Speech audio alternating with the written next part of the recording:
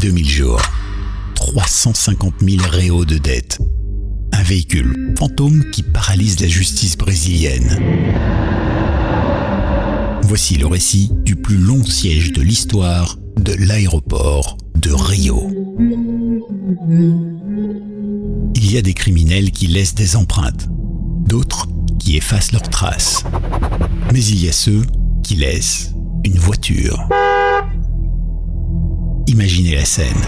Aéroport international de Rio de Janeiro. Le soleil tape sur le béton du parking à ciel ouvert. L'air est lourd, pesant, chaud. Et là, au secteur G, isolé comme un prédateur en embuscade, un véhicule. Il ne bouge pas. Il ne respire pas. Il rouille. Les autorités tournent autour. La justice est totalement impuissante. Les agents de sécurité baissent les yeux, terrifiés par l'audace de ce squatteur. Il n'a pas de plaque d'immatriculation. Il a traversé l'Atlantique en cargo, venu de New York comme un contrebandier fantôme. À l'intérieur, sur le siège passager, les clés, posées là.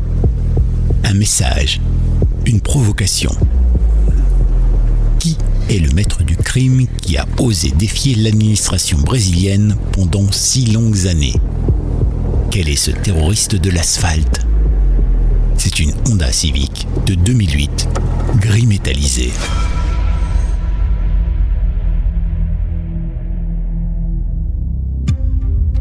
Bienvenue dans Fait Diversion. Épisode numéro 4, le fantôme du terminal.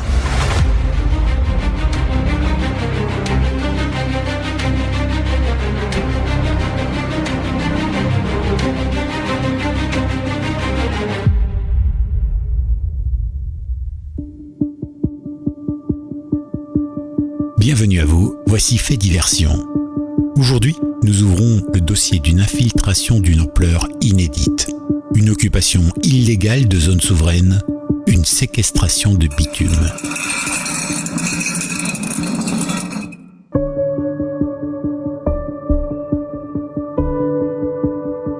Nous sommes au terminal 2 de l'aéroport de Galeão. L'agent de sécurité Carlos, en patrouille de routine, tombe sur une scène de crime. Le suspect est là, tapi dans l'ombre d'un pilier en béton. Carrosserie ternie par les UV, pneus dégonflés, poussière accumulée comme une plaque dentaire sur des dents de fumeur.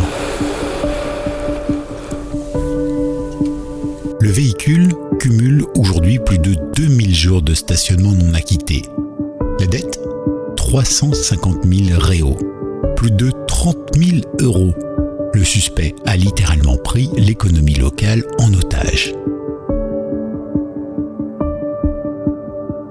L'analyse technique de la scène de crime est vertigineuse. Les enquêteurs de la télévision locale, dépêchés sur place, découvrent que le véhicule a été importé des États-Unis, immatriculé à New York, puis plus rien. Les plaques ont été arrachées. Le suspect a agi avec un sang-froid remarquable. Et le détail qui glace le sang, c'est cette clé abandonnée sur le siège avant. Pourquoi laisser les clés? Est-ce une fuite précipitée?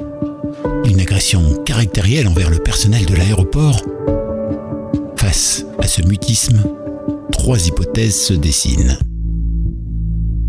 Hypothèse numéro 1, le bluff géopolitique. Notre homme serait un diplomate corrompu, ayant utilisé sa berline pour faire transiter des diamants du Brésil vers Manhattan. Ayant eu vent d'un mandat Interpol, il aurait abandonné son véhicule, les clés sur le siège pour narguer la police fédérale. Vous m'avez, mais vous n'aurez pas ma voiture. Hypothèse numéro 2, le règlement de compte cartélistique. La Honda Civic aurait pu servir de leurre. Le propriétaire, un comptable du cartel de Rio, aurait été intercepté sur le tarmac. Les clés laissées là sur le siège seraient un code. un avertissement laissé par le cartel pour signifier « Attention, ce véhicule est piégé ». L'aéroport, tétanisé, n'ose plus s'en approcher. Hypothèse numéro 3. La rébellion de la matière. Et si le coupable n'était pas l'homme, mais la machine? La Honda Civic, ayant atteint le quota symbolique des 200 000 km, aurait développé une conscience propre. Réalisant que les frais de parking brésiliens sont une aberration économique, elle aurait, de son propre chef, décidé de mener une grève de la faim et de l'essence. Un sitting mécanique contre le capitalisme tardif. Elle refuse de bouger tant que le système ne s'effondre pas. Mais la réalité administrative est encore plus terrifiante. La loi brésilienne, dans sa rigidité légendaire, interdit formellement de remorquer un véhicule sans connaître l'identité de son propriétaire. Le suspect a utilisé la bureaucratie comme une arme de destruction massive. La voiture est condamnée. Elle est devenue une statue de la rouille, un monument à la gloire de l'impunité.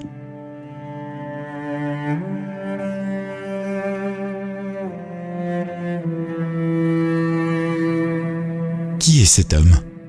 Ce fantôme qui hante le secteur G? Pour le comprendre, il faut se pencher sur la psychologie de l'abandon.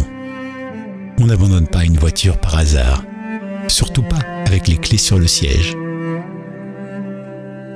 C'est un acte d'une violence psychologique inouïe. Laisser les clés, c'est dire « je pourrais revenir, je choisis de ne pas le faire, mais je garde le contrôle ».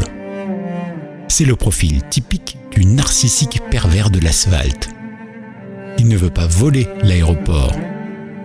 Il voulait juste marquer le territoire.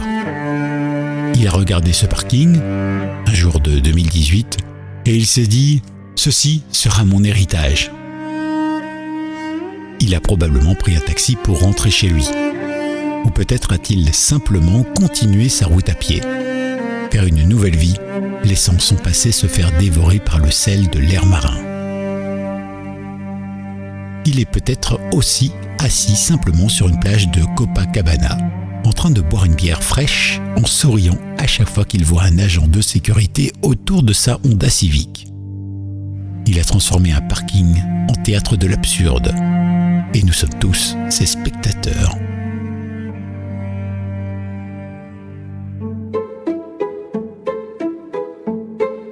Il est temps de clore ce dossier, du moins pour aujourd'hui.